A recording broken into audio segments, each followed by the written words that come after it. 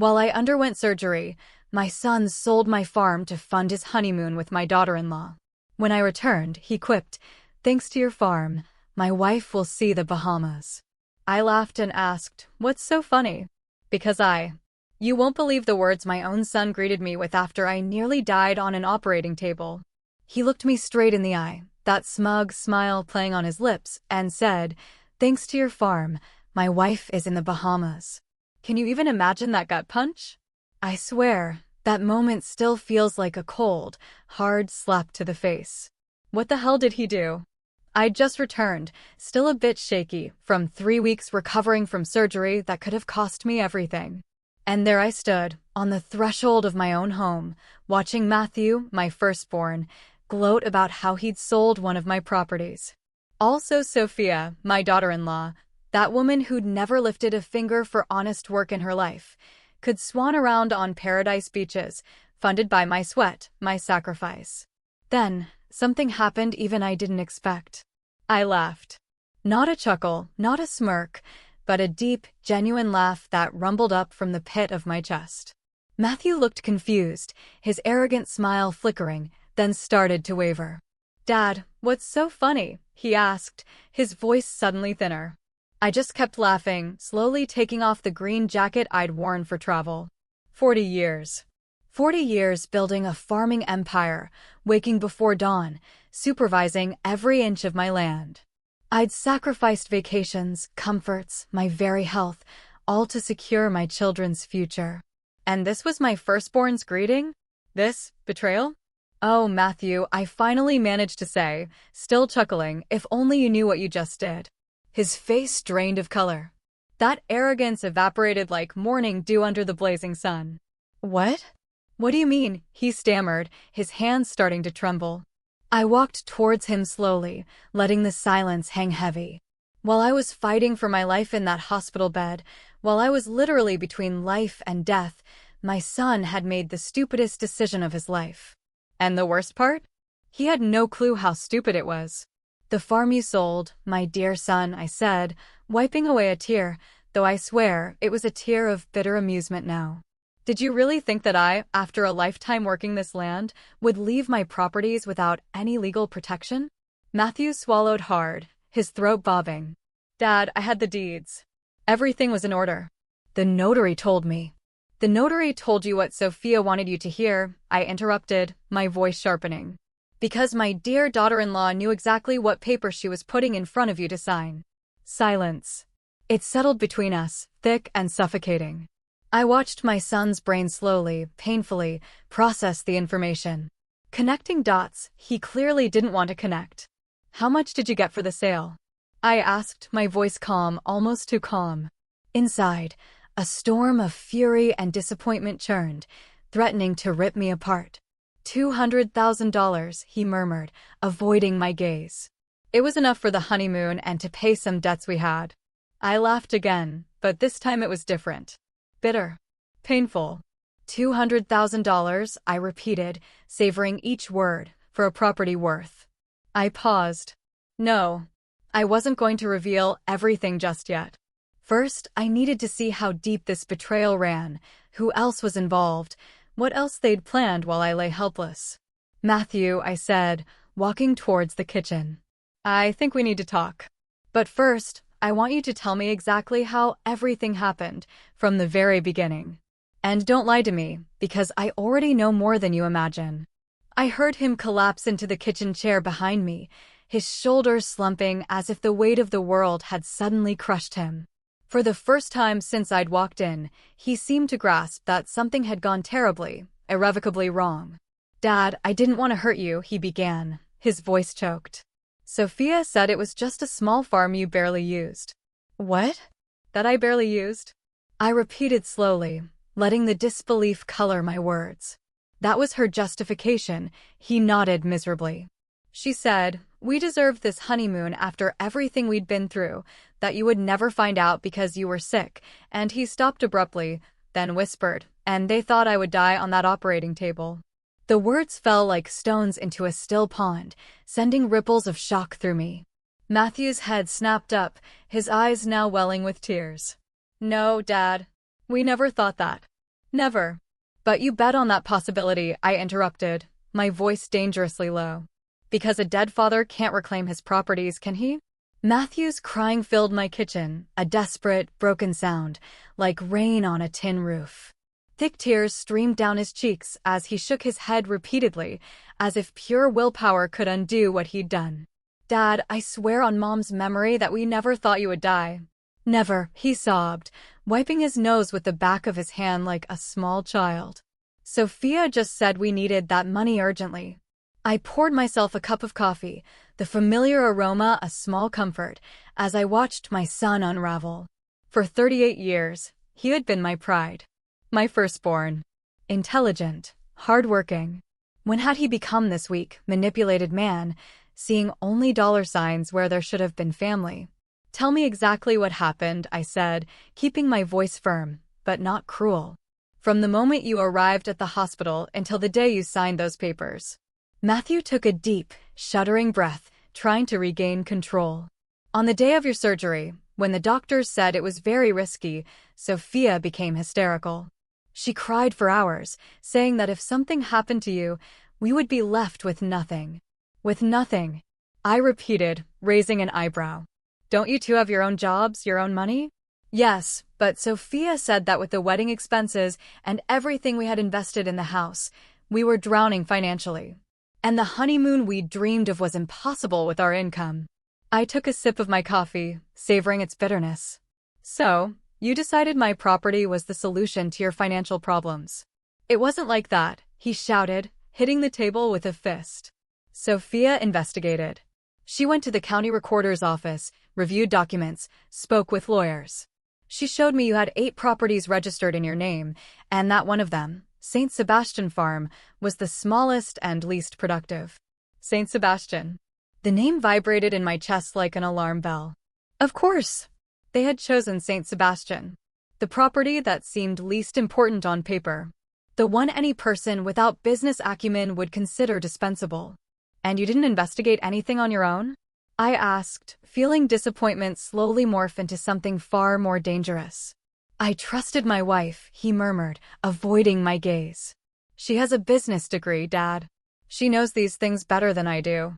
Sophia studied business administration, not agricultural land management, I reminded him, my voice flat. There's an enormous difference between managing an office and understanding the real value of a farm. He remained silent, processing my words, the wheels slowly turning in his head, beginning to grasp the magnitude of his actions. Continue, I ordered. How did you obtain the documents? How did you manage to sell without my authorization? Sophia said she had a contact at the county recorder's office. Someone who knew the process for medical emergency cases. When a person is in surgery at risk of death, apparently the closest relative can make financial decisions if they have a power of attorney. Power of attorney? The words left my mouth like shards of ice. When did I give you power of attorney, Matthew? He paled even more, if that was possible. Sophia said you had signed it years ago as a precaution. That it was in a bank safe deposit box along with your will. The lie was so brazen, so perfectly constructed, that I had to admire my daughter-in-law's cunning. For 2 years she had been married to my son. For 2 years, she had been the perfect wife, submissive, grateful. And all this time, she had been studying, planning, waiting for the perfect moment to strike. Did you see this document? I pressed. Sophia showed it to me. It had your signature and everything. Your wife forged my signature. No, well, I don't know. It looked real. She said it was a legal document you prepared in case something happened to you.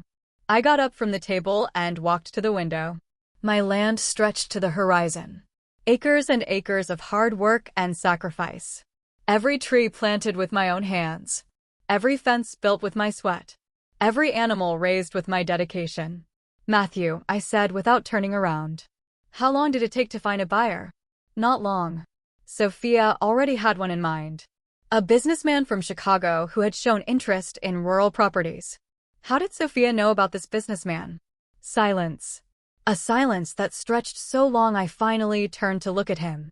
Matthew had his head in his hands, his shoulders shaking. How did Sophia know about this businessman, Matthew? She had been in contact with him since before the surgery, he finally confessed. She said it was just out of curiosity to know the market value of the property. The final piece of the puzzle fell into place. Sophia hadn't acted during my surgery. She had been planning this for months, maybe years. My illness had simply been the perfect opportunity she was waiting for. "And where's my dear daughter-in-law now?" I asked, feeling a strange calm wash over me. The calm that always precedes the storm. "In the Bahamas," he said, his voice muffled. "She left a week ago. She said she needed to rest after the stress of everything that had happened." "The stress?" I let out a humorless laugh. Poor Sophia. "It must be very stressful to rob your father-in-law while he's dying in a hospital." "Dad, it wasn't robbery. It was a legal sale. We have all the papers, all the signatures." "All forged signatures," I interrupted. Matthew froze. "What do you mean?"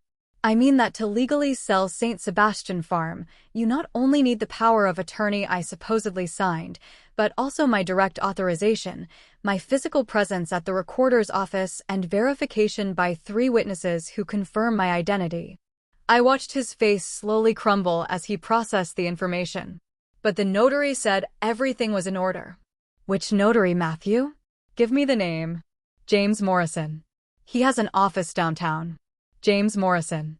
"Of course. The same notary who had been investigated for irregularities last year. The same one who had a reputation for turning a blind eye if the price was right." "My dear son," I said, returning to my seat. "I think both you and Sophia were either victims of a scam or accomplices to one." The silence that followed my words was so dense it could be cut with a knife.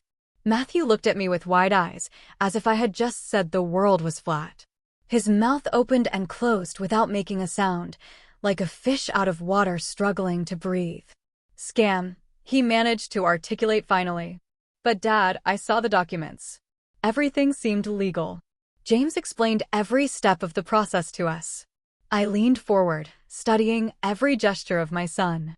After 4 decades of being a father, I had learned to distinguish between genuine guilt and calculated manipulation. What I saw on Matthew's face now was pure panic. The terror of a man who was beginning to understand he had been used as a pawn in a much larger game. "Tell me exactly what documents you signed," I ordered, keeping my voice controlled, though inside, I felt a hurricane of emotions. "First, I signed a sworn statement saying you were temporarily incapacitated due to surgery. Then, I signed as your legal representative to authorize the sale. And finally, I signed the purchase and sale contract on your behalf." Each word was a deeper stab. "And at no point did it occur to you to wonder why I, a man who had managed his own business for decades, would need his son to make financial decisions for him?" Sophia said it was normal in medical emergency cases. That it was legal protection so hospitals wouldn't put liens on properties if medical expenses got out of control. "Medical expenses?" I laughed bitterly. "Matthew, I've had private health insurance for 20 years. The expenses from my surgery were completely covered." I watched his face decompose even more. Every answer I gave him destroyed another of the carefully constructed lies Sophia had used to manipulate him. "But she showed me hospital bills," he murmured weakly. "They said there were extraordinary expenses not covered by insurance. Bills that, conveniently, your wife showed you. Bills that weren't even in my name." He nodded miserably. "They were in the family's name." Sophia said that's how the hospital dealt with this type of case. I got up again and walked to the drawer where I kept my important documents. I took out a folder and placed it on the table in front of Matthew. "Here are the real hospital bills," I said, opening the folder.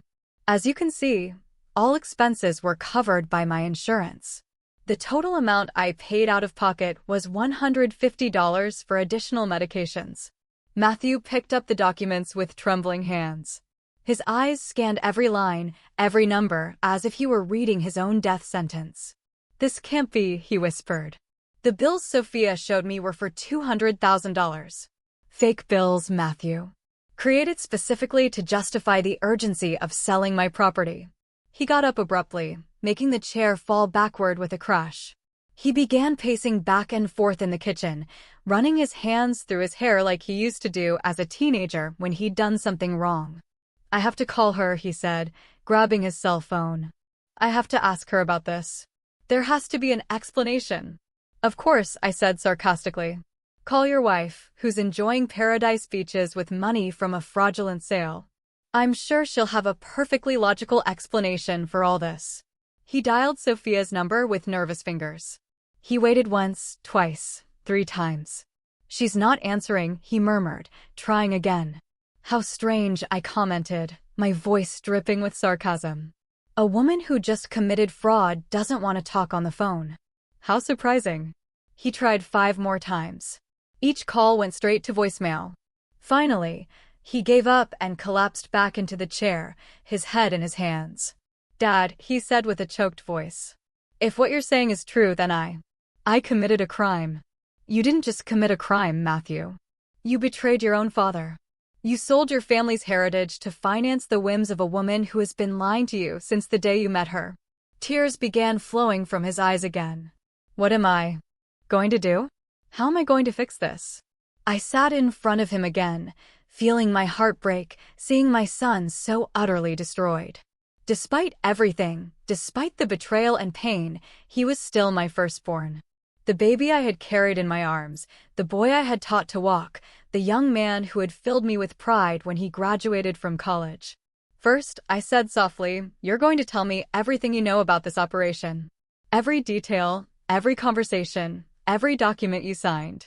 And when I say everything, I mean everything. He nodded desperately. I swear, Dad, I'll tell you absolutely everything. Second, you're going to help me undo this disaster, because I guarantee I won't allow my property to remain in the hands of scammers. But the money has already been spent, he whispered.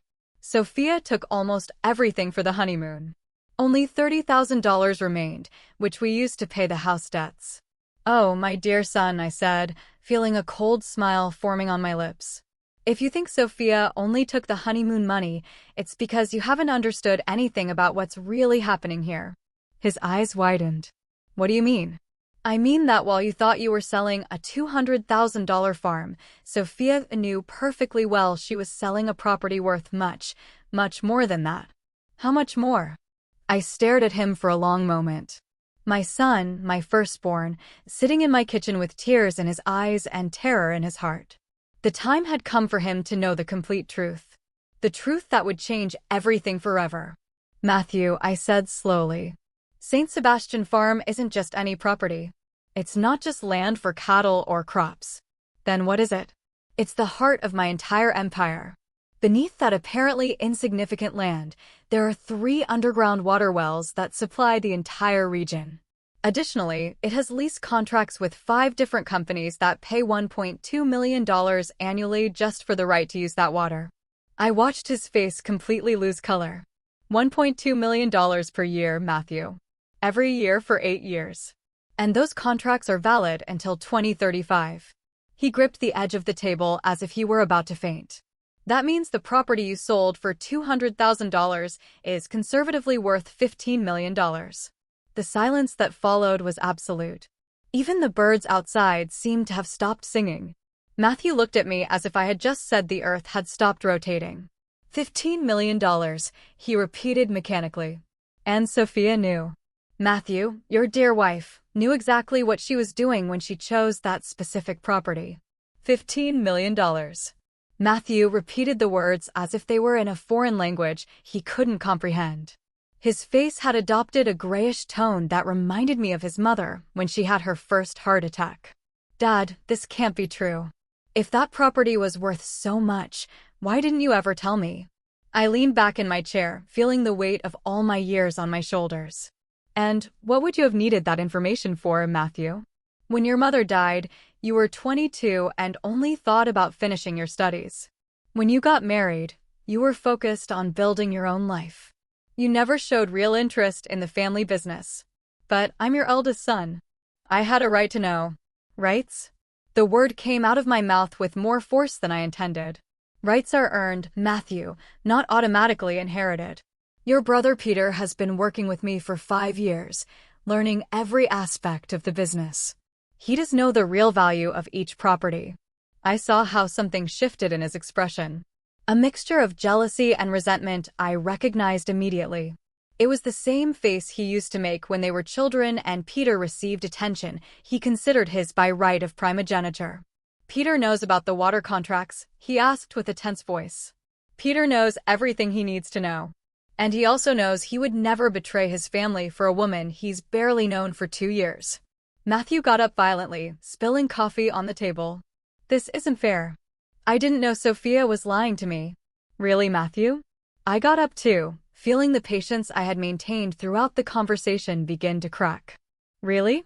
You're going to stand in my kitchen after selling my most valuable property behind my back and complain to me about being unfair? I thought I was doing the right thing. I thought I was helping you." "Helping me?" The laugh that came from my throat sounded more like the growl of a wounded animal. "How exactly were you helping me by selling my land without my knowledge? How were you helping me by allowing your wife to forge legal documents? I didn't know they were fake. Because you didn't want to know." I finally shouted, feeling years of repressed frustration surge to the surface. "Because it was convenient for you to believe Sophia's lies rather than ask the hard questions. Because it was easier to take the money and look the other way than face reality." Matthew stepped back, as if he had been slapped. His eyes filled with tears again, but this time there was something different in them. It wasn't just guilt and panic anymore. Now there was a deeper despair. The terror of a man who was beginning to understand he had lost everything. "Dad," he whispered, "please tell me what I can do to fix this. Tell me how I can regain your trust." I turned to the window, looking at the lands I had built with my own hands. Each acre represented years of hard work, sacrifices, sleepless nights, planning my family's future. And now, through my own son's stupidity, everything was in danger. "Do you know what hurts me most about all this?" I asked without turning around. "It's not the money, Matthew. It's not even the $15 million. It's that my own son saw me as an obstacle to be removed." "I never saw you that way." I didn't turn to face him. "Then explain to me why you didn't come talk to me before making this decision. Explain to me why you didn't wait for me to wake up from anesthesia to consult me about something so important." He remained silent, because we both knew the answer. He and Sophia had deliberately waited until I was at my most vulnerable moment to execute their plan. "The surgery was on a Wednesday," I continued, each word carrying a painful sting. "I woke up on Thursday afternoon. The documents were signed on Friday." "Really? You're going to tell me there wasn't time to wait for me?" "Sophia said there was a very small window of opportunity. That the buyer had other interests and if we didn't sign immediately, we would lose the sale." "Another lie." I exploded. "Didn't it seem convenient to you that everything had to be done so urgently? Didn't it seem strange that your wife had all the answers prepared?" Matthew collapsed back into the chair, defeated. "I have to call the notary. I have to cancel the sale." "With what money, Matthew? Where's the $200,000? I told you Sophia took most of it for the honeymoon, but we can use what's left. We can get a loan." "You don't understand," I interrupted. "This isn't just about returning the money. The buyer is now legally the owner of St. Sebastian Farm, and I guarantee he knows perfectly well what he bought." The realization hit Matthew like lightning. The buyer? He was in cahoots with Sophia from the beginning? Of course. "Do you really believe it was a coincidence that a buyer appeared so quickly, who would be willing to pay cash without asking questions? But then, this was planned long before your surgery." Finally, I said bitterly. My brilliant 38-year-old son finally understands he was manipulated from day one. He put his hands on his head, pulling his hair in desperation. "What am I going to do? How am I going to live knowing I destroyed my own family?" "That's a question you'll have to answer for yourself," I said, feeling something harden inside my chest. "But before you start feeling sorry for yourself, there's something else you need to know." He lifted his head, and the terror in his eyes told me he knew the worst was yet to come. "What else?" he asked with a choked voice. "Sophia isn't in the Bahamas on her honeymoon." "Dad, what do you mean?" "I mean that while you stayed here crying and feeling guilty, your dear wife flew directly to the Cayman Islands. Do you know why?" He shook his head, though I think deep down he already knew. "Because that's where she opened an offshore bank account 3 months ago. An account where she deposited not $200,000, but $2 million. The silence that followed was absolute. Matthew looked at me as if I had just said gravity had stopped working. $2 million, he repeated mechanically. The buyer paid $2 million directly to her. The $200,000 you received was just the tip she decided to share with you to maintain the facade. I watched his world completely crumble. Everything he believed he knew about his marriage, about his wife, about his own life evaporated in an instant. How? How do you know all this? He managed to ask. I smiled for the first time since this conversation had begun. But it wasn't a pleasant smile. Because, my dear son, while you blindly trusted Sophia's lies, I had already been investigating your wife for 6 months. Investigating Sophia? The words left Matthew's mouth as if it were the first time he had pronounced them. Why were you investigating my wife?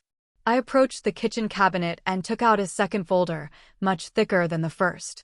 I placed it on the table with a heavy thud that resonated throughout the room. Matthew looked at it as if it were a bomb about to explode. Because I didn't reach 68 being naive, son, I said, opening the folder slowly. And because a woman who appears out of nowhere marries my millionaire son after 6 months of dating and never shows genuine interest in getting to know the family always arouses my suspicions. Sophia didn't know I was a millionaire when we met. Oh no. I took the first sheet from the folder. Here's the report from the private investigator I hired. Gloria Martinez. Former detective, specialist in matrimonial fraud cases.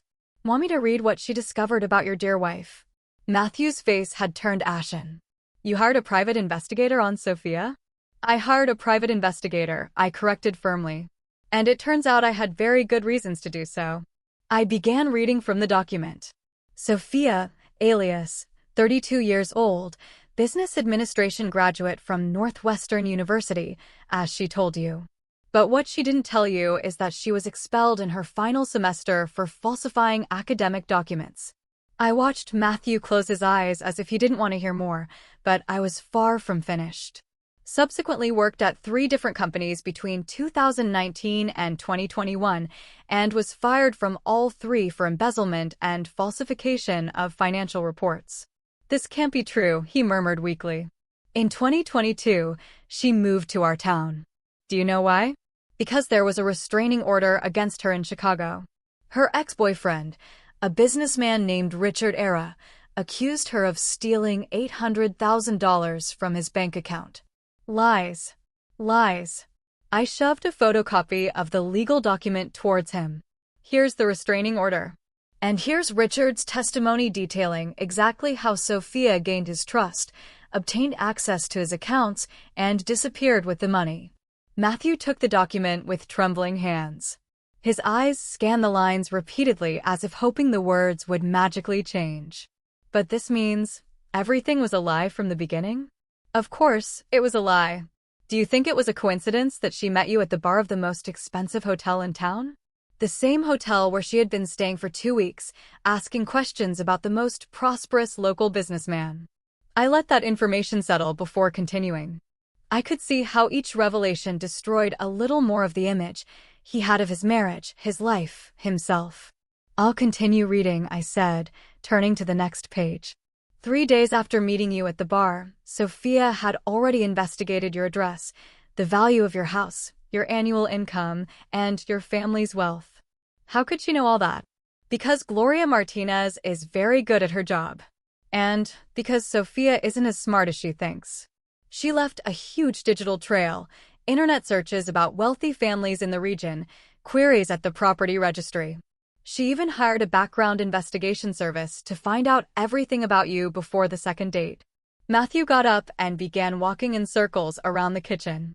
His breathing had become erratic, as if he were having a panic attack. It can't be, he repeated incessantly. It can't be true. She loved me. I knew it. I felt it. What did you feel? I said with deliberate cruelty. It was a masterful performance.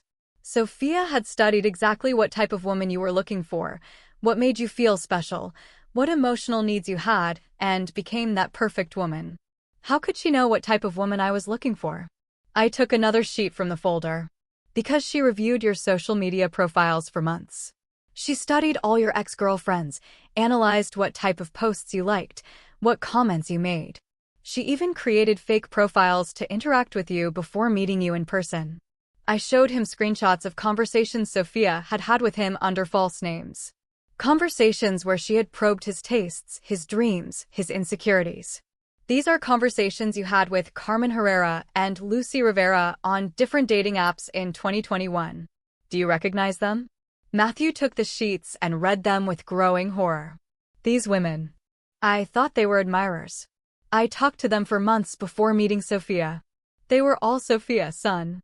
She studied you like a scientist studies a specimen in a laboratory. When she finally met you by chance at the bar, she already knew exactly what to say, how to act, what personality to adopt to make you fall in love. He collapsed back into the chair. The sheets scattered before him like evidence of his own naivete. Why didn't you tell me any of this before the wedding? Because you're my son, and I hoped I was wrong, I admitted, feeling my own voice falter slightly.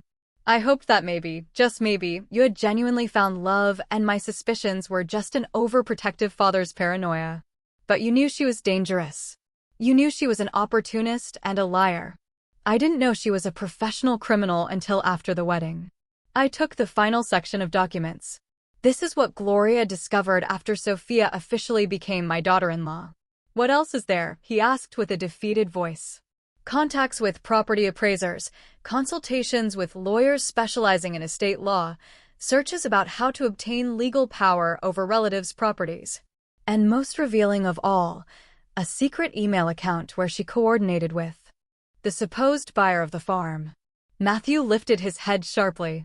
You have access to her emails? Gloria has her methods, and Sophia made the mistake of using the same password for multiple accounts. I showed him printouts of emails between Sophia and a man named Daniel Rodriguez. Emails that dated back 3 months before my surgery. Here you can see how they planned the entire operation. Sophia promised him access to St. Sebastian Farm in exchange for $2 million.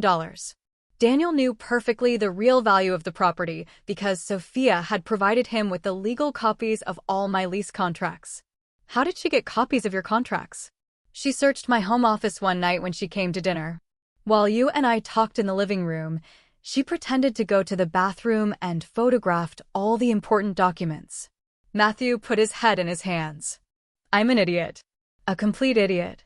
Yes, I said without mercy. You are. But now the question is, what are you going to do about it? He lifted his head, and for the first time since he had arrived, I saw something resembling determination in his eyes. I'm going to help you recover the farm.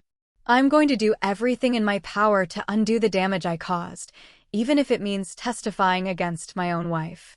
She's not your wife, he said with a firm voice. My wife never existed. It was just an act. I smiled for the first time with something resembling approval. Good, because that's exactly what we'll need to do.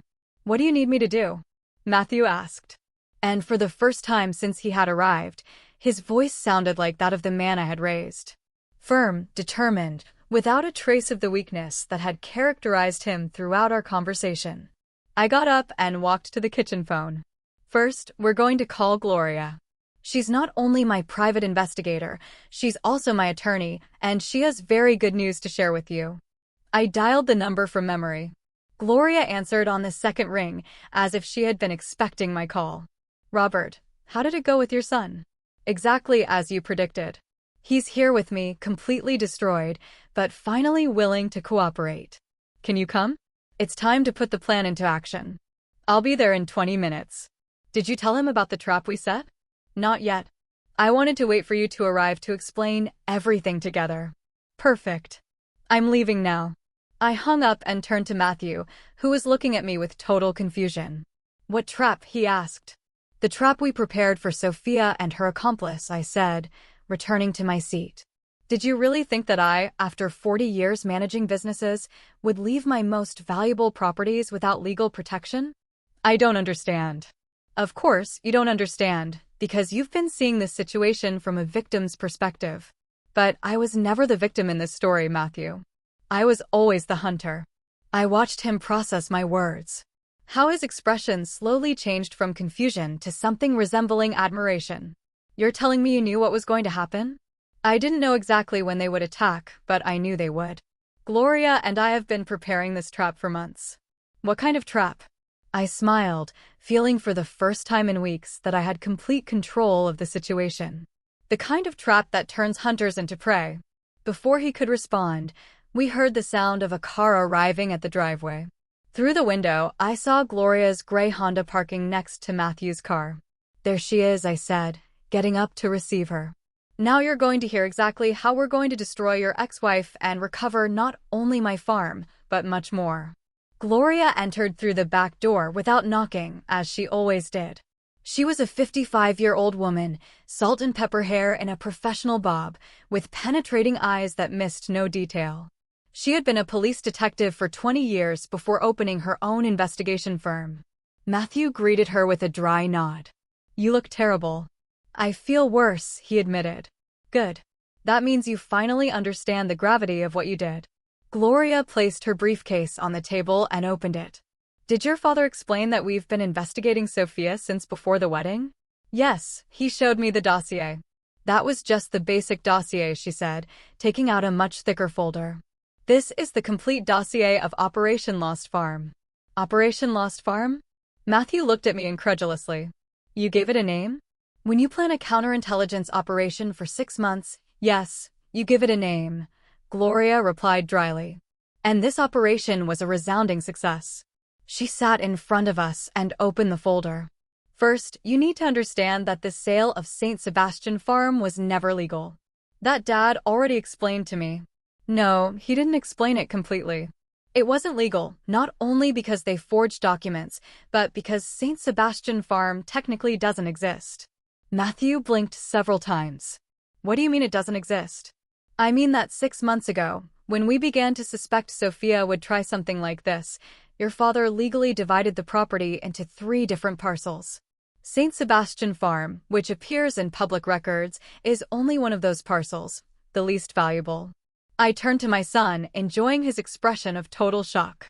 "The water wells and million-dollar contracts are in the other 2 parcels, which are registered under different corporate names." "Corporate names?" "Companies I created specifically to protect the most valuable assets," I explained. Sophia effectively sold 30 acres of pasture with no significant commercial value. Gloria continued the explanation. The supposed buyer, Daniel Rodriguez, believed he was purchasing access to the water wells, but legally he only bought cattle land. "So Sophia didn't get the millions?" "Oh yes, she got them," Gloria said with a fierce smile. "Daniel paid her $2 million for a property that in reality is worth the $200,000 you believed. It's the scammer being scammed. But the money is still lost." "Not exactly." Gloria took out another document. "You see, when a transaction is based on fraud and document falsification, all related assets can be frozen and recovered." "What do you mean?" "I mean that 3 days ago, by court order, we froze Sophia's offshore account in the Cayman Islands. The $2 million is secure under legal custody until the case is resolved." Matthew was speechless, just looking back and forth between me and Gloria, as if we were aliens speaking an incomprehensible language. "There's more," Gloria continued. "A federal investigation for money laundering. When the FBI reviewed her bank accounts for our case, they found evidence of other illegal operations." "Federal investigation?" "Your wife isn't just a small-time scammer, Matthew," I said. "She unknowingly associated with a high-level criminal who's been in the FBI's crosshairs for 2 years. Daniel used the $2 million he paid Sophia to launder drug cartel money," Gloria added. "Now both he and she are being investigated for a dozen federal crimes." "Is Sophia arrested?" "Not yet. But not because we don't know where she is," Gloria smiled. "We know exactly where your dear ex-wife is." "Where?" "In a luxury suite in Georgetown, Cayman Islands. Unaware that all her movements are being monitored by international federal agents." Matthew got up abruptly. "Federal agents? How are federal agents involved in this?" "Because Daniel Rodriguez is more than just a simple scammer," I explained. "He's the money launderer for one of the biggest Colombian drug cartels, and Sophia unknowingly became his accomplice. When Daniel used the money from the sale for his laundering operations, he automatically made Sophia part of an international criminal conspiracy." Gloria added, "This is surreal," Matthew murmured, sitting back down. You're telling me my wife didn't just deceive me, but now she's involved with drug traffickers? Ex-wife, I corrected firmly. And yes, that's exactly what we're telling you. Gloria closed one folder and opened another. But here comes the part that will really interest you, Matthew.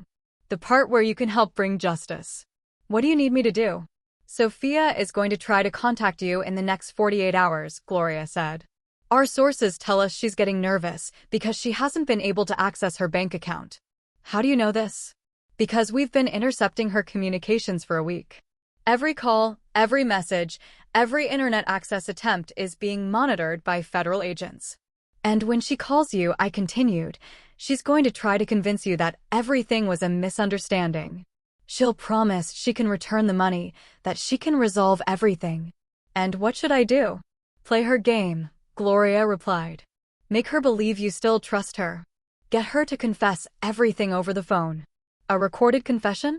A recorded confession that will seal her fate and Daniel Rodriguez's forever, I confirmed. Matthew looked at us for a long moment. And if I do this, can we really recover the farm? Son, I said, putting a hand on his shoulder. When we finish with this operation, we'll not only recover the farm, we'll recover the millions, plus punitive damages, plus the properties Daniel Rodriguez will lose when he's arrested. How much money are we talking about? Gloria smiled. Conservatively, about $12 million. $12 million? Matthew repeated the words like a magic prayer. How is it possible to recover so much money? Gloria opened a new section of documents. When someone commits fraud using your properties as a base for criminal operations, the law allows you to claim not only the original value, but also all the benefits they obtained illegally through RICO statutes. Additionally, I added, Daniel Rodriguez has considerable assets that will be confiscated when he's arrested, a Miami penthouse valued at $3 million, a yacht worth $2 million, and bank accounts in 3 different countries. And since Sophia was his direct accomplice in the original fraud that made everything else possible legally, we have a right to a portion of those assets under civil forfeiture laws, Gloria explained. Matthew ran his hands through his hair. This is like a movie. I can't believe all this is happening. Well, believe it, I said firmly. And prepare yourself, because in the next few hours, your life is going to change completely. As if summoned by my words, Matthew's cell phone began to ring. All 3 of us froze. Gloria was the first to react. Who is it? She asked, approaching to see the screen. Matthew looked at the phone and blanched. It's Sophia. Perfect, Gloria murmured, taking a small device from her briefcase. It's earlier than we expected, but we're prepared. What is that? Matthew asked, pointing to the device. A professional-grade call recorder, completely legal when one party consents to the recording. Gloria connected the device to the phone. Are you ready for this? I don't know what to say. Follow my lead, I said, sitting next to him. Act like the hurt husband, more confused than angry. Let her talk. Let her explain herself. The more she says, the better for us. The phone kept ringing. Matthew looked at me with panic in his eyes. I can't. What if I mess everything up? You won't mess anything up, I assured him. Just remember, she needs you more than you need her now. She's desperate. Gloria nodded. Answer it. Put it on speaker. With trembling hands, Matthew answered the call and activated speakerphone. Matthew, honey, you finally answered. Sophia's voice sounded high-pitched, nervous. I've been trying to call you for hours. Hello, Sophia, Matthew replied, his voice noticeably tense. How's your honeymoon? There was a pause. Matthew, I need to talk to you about something important. Are you alone? Gloria signaled me. I whispered to Matthew, say yes. Yes, I'm alone. What happened? You sound worried. It's about the farm sale. There's been a problem. What kind of problem? The money, Matthew. I can't access the money. I exchanged glances with Gloria. Exactly as we had predicted. What do you mean you can't access the money? Matthew asked, following our script. The bank account is frozen. The bank says there's an investigation ongoing, but they won't explain what it's about. What bank account? Matthew asked the perfect question. Another pause. Longer this time. Matthew, there's something I didn't tell you about the sale money. Why didn't you tell me? The buyer. He wanted to make the payment differently for tax reasons. Understand? He asked me to open a special account to receive the money. Gloria smiled and raised her thumb. Sophia was digging her own grave. A special account where? Matthew pressed. In the Cayman Islands, but it's completely legal, honey. It's just a way to handle large transactions for tax purposes. Sophia, how much money is in that account? Silence. A silence so long I thought the call had dropped. Sophia, are you still there? Yes, I'm here. Matthew, I need you to trust me. There's more money than I originally told you. How much more? The buyer was so eager to close the deal that he offered more money. Much more. How much more, Sophia? Matthew raised his voice, and it wasn't acting. Real anger was coming to the surface. $2 million, Matthew, but I can explain everything. $2 million? Matthew stood up, walking in circles. You're telling me you got $2 million and didn't tell me anything? I was going to tell you when I got back. I wanted to surprise you. I thought we could use that money to buy a bigger house, to have the future we always wanted. Gloria wrote quickly on paper, ask why the account is frozen. Sophia, if everything is legal like you say, why is the account frozen? I don't know, honey. That's why I'm calling you. I need you to come here to help me resolve this. Go where? To the Cayman Islands. We can resolve this together. Gloria shook her head vigorously and wrote, no, I can't go right now, Sophia. Dad came back from the hospital and needs care. I can't go right now, Sophia. Dad came back from the hospital and needs care. Your father is back already? How is he? The concern in her voice sounded completely fake. Gloria made a disgusted gesture. He's fine, but very weak. The doctors say he'll need weeks of recovery. Of course, of course. Does he already know about the sale? Gloria wrote quickly, say yes and watch her reaction. Yes, I told him. He didn't like much that we made the decision without consulting him. What did he say exactly? He was upset. He said St. Sebastian Farm was more important than we thought. More important, how? He didn't give me details. He just said he had special plans for that property. There was another long silence.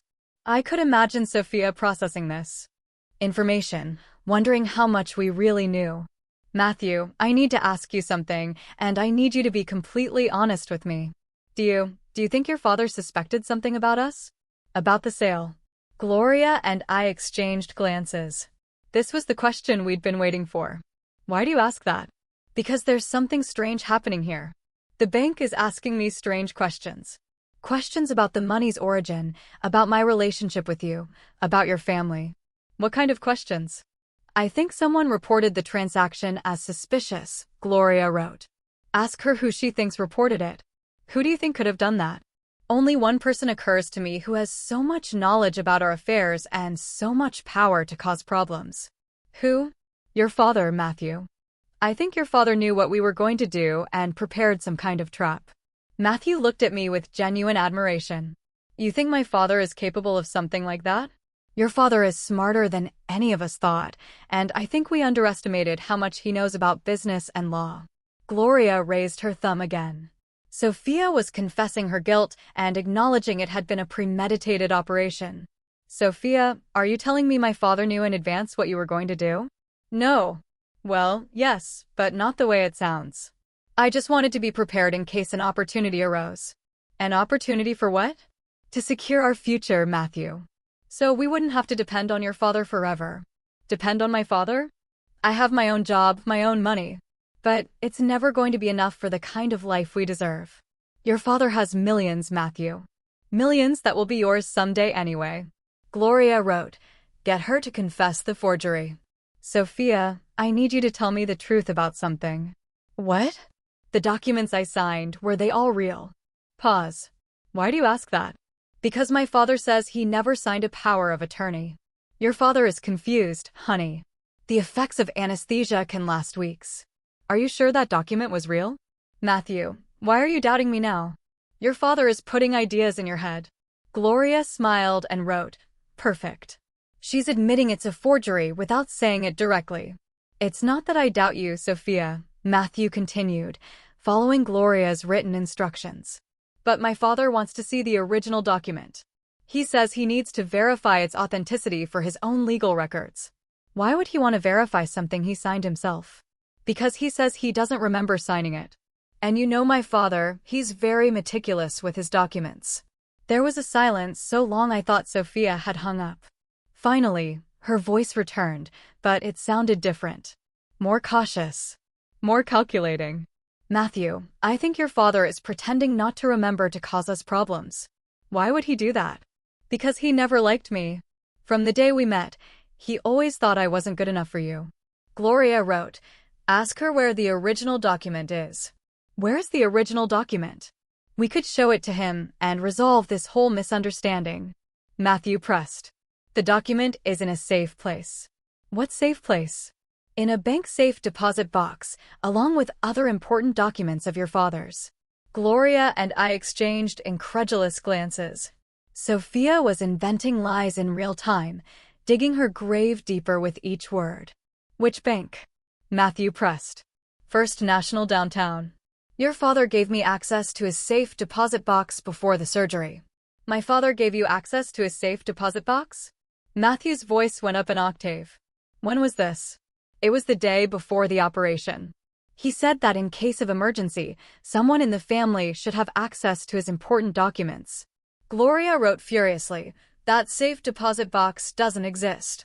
Your father never had one. Sophia, are you sure it was First National downtown, because my father always used Wells Fargo? Pause. Yes, you're right. I got confused. It's Wells Fargo. And you have the keys? Yes, I have a copy of the keys. Gloria shook her head and wrote, lie after lie. Keep pressing. Could you go to the bank tomorrow and bring the documents so we could show it to my father and resolve everything? Matthew, I can't come back now. I have to resolve this problem with the bank account first. What problem exactly? If everything is legal, it should be easy to resolve.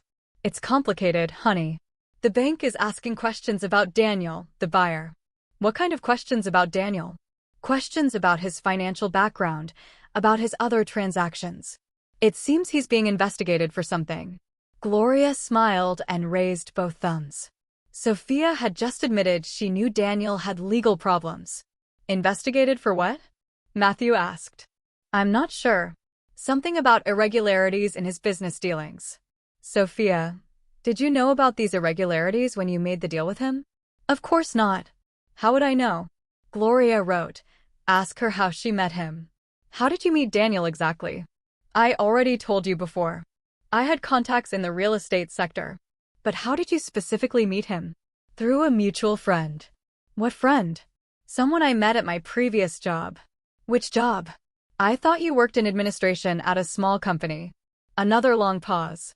Yes, that's correct. So, how did that job connect you with someone who knows millionaire farm buyers? Matthew, why are you interrogating me like I'm a criminal? I'm not interrogating you. I'm just trying to understand how we got to this situation.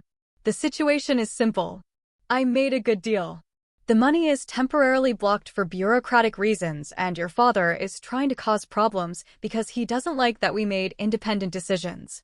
Gloria wrote, get her to admit how much she knew about Daniel. Really, Sophia, I need you to be completely honest with me.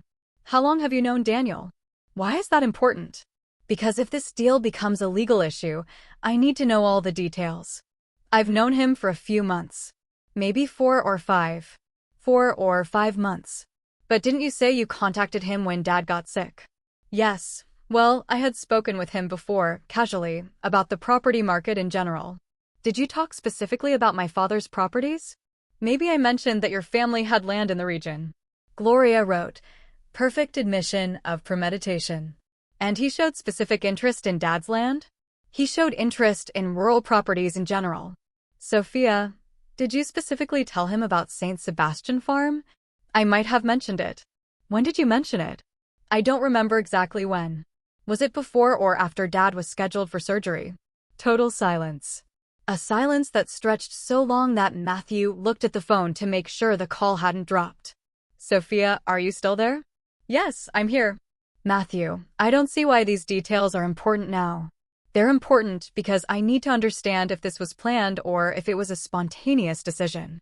It was an opportunity that arose during a family crisis. Nothing more. Gloria wrote, ask her about the $2 million versus the $200,000. Sophia, there's something I don't understand about the money. What don't you understand? You told me the property was sold for $200,000, but now you say there's $2 million in the account. I already explained that the buyer offered more money than originally agreed. When did he offer more money? Before or after signing? After. When he saw the property and realized its true value. Its true value. What specific value did he see that we hadn't seen? Matthew, why are you pressing me so hard?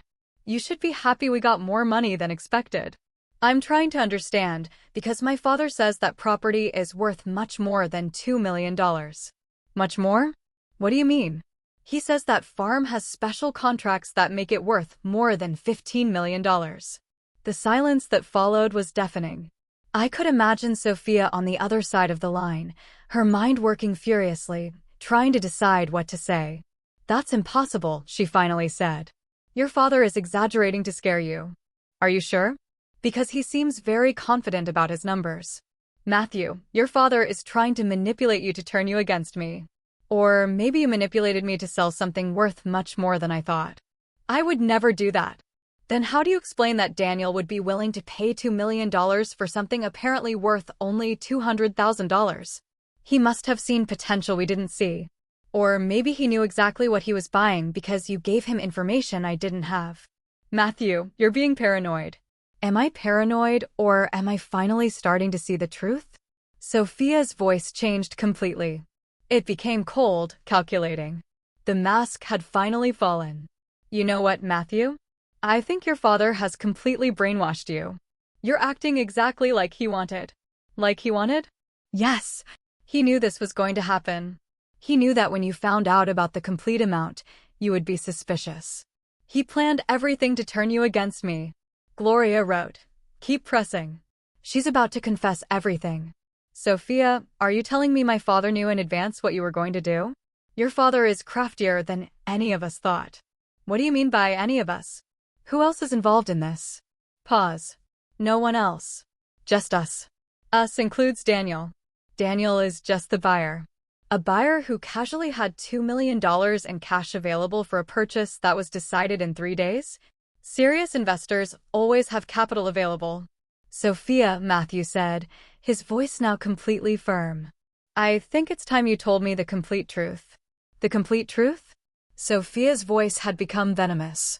All trace of the sweet, worried wife had disappeared. What is the complete truth, Matthew? All right, I'll give you the complete truth. Gloria and I leaned forward. After months of investigation and planning, we were finally going to hear a complete confession. The truth is, your father was right from the beginning. I knew exactly what I was doing. I knew the real value of that farm since before I married you. Matthew froze as if he had received an electric shock. Since before we got married? Since before I met you, dear husband. Do you really think it was a coincidence that I showed up at that specific bar? That specific night, dressed exactly the type you like? Sophia, I spent 3 months studying you before our first date. I knew you went to that bar every Friday after work. I knew you had just broken up with your ex-girlfriend. I knew you had a tendency to fall in love quickly with women who seemed vulnerable and independent at the same time. Gloria touched my arm and whispered, "This is better than we expected." Everything was a lie? Matthew asked with a choked voice. Not everything. I enjoyed some moments with you. You're a good man, Matthew. Too good. Too trusting. Too easy to manipulate. And the marriage? The marriage was necessary to have legal access to your family's documents. A girlfriend can ask many curious questions, but a wife has legal rights. Matthew looked at me with tears in his eyes. I nodded silently, giving him strength to continue. How long were you planning to steal the farm? It wasn't stealing. It was smart business. And I'd been planning it since the day I married you. Your father's surgery just accelerated the timeline. How did you know about the water contracts? Because unlike you, I thoroughly investigated your family's wealth before joining it. I hired my own private investigator, reviewed public records, talked to farm employees. Gloria wrote, "Ask her about Daniel and Daniel. How long have you really known him? Daniel and I have been partners for 2 years. He specializes in identifying undervalued rural properties with development potential. Partners in what? In various businesses. Your father's farm was just one of many projects. Scam projects? Smart asset acquisition projects. It's not our fault that owners don't understand the real value of what they possess. Matthew got up and started pacing in circles. Sophia, do you realize you just confessed to multiple federal crimes? Crimes? What crimes? Everything we did was legal. You forged my father's signature. Prove it. The two words were pronounced with a coldness that chilled my blood. This wasn't the shy Sophia I had known. This was an experienced criminal. Excuse me, I said. Prove it, because there's no way to prove that signature wasn't authorized by your father in a moment of lucidity before surgery. Gloria smiled fiercely and wrote, "She's admitting the forgery." Sophia, are you admitting you forged documents? I'm not admitting anything that can be used against me, but I'll tell you something you can use. Your father will never recover that farm. Why are you so sure? Because Daniel already sold it to an offshore company in Panama. And that company has already begun commercial exploitation of the water wells. I felt like I'd been punched in the stomach. Gloria looked at me with concern, but I signaled to keep recording. He sold it for how much? Matthew asked. For $12 million. My share is $4 million. Daniel keeps 8. Your share. So, you two plan to cheat not only my father, but also the company that originally bought it. The company that originally bought it was Daniel's shell company. The entire process was designed to transfer the property as quickly as possible. Sophia, do you realize you're confessing a massive criminal conspiracy to me? I'm explaining to you how the real world works, Matthew. Your family had that farm for years without maximizing its potential. We're doing that. By stealing it, by acquiring it through legal means, and then optimizing its use. Gloria wrote, ask her about the blocked money. If everything was as legal as you say, why is the money blocked in your account? Because your dear father isn't as stupid as we thought. Apparently, there was some kind of legal protection on those properties that we didn't detect. What kind of protection? I'm not sure, but it seems the division of the property we sold wasn't as simple as we thought. I exchanged a triumphant look with Gloria. Sophia had fallen directly into our trap. Property division? Apparently, your father had legally divided St. Sebastian Farm into several different parcels before the sale. And what does that mean? It means that technically Daniel only bought part of what he thought he was buying. And the water wells are in the other parcels, the parcels that continue to be your father's property. Matthew looked at me with absolute admiration. So, Dad, you outsmarted them. Your father outsmarted everyone from the beginning, I said, taking the phone. Hello, Sophia. This is Robert. The silence that followed was absolute. I could imagine the panic on Sophia's face as she realized she had been confessing everything in front of the person she had tried to deceive. Robert, she finally said, her voice a whisper. Yes, dear daughter-in-law, I've been listening to your very enlightening confession. You can't use anything I said. It was a private conversation. Actually, I can. Because Matthew consented to recording the call. And because Gloria, my attorney, was present as a witness. Gloria Martinez, Gloria interjected, her voice firm. Also a private detective, licensed and specialist in fraud cases. Hello, Sophia. We'll be very soon in person. This isn't legal. It's completely legal, Gloria intervened. And your confession just sealed your fate and Daniel Rodriguez's. You can't prove anything. Dear, I said with a smile in my voice, we don't need to prove anything. You just proved everything for us. The contracts Daniel signed are null because they were based on falsified documents. The property he bought doesn't include water rights. And the money he paid you is already under federal custody. Federal. Daniel Rodriguez is being investigated by the FBI for money laundering.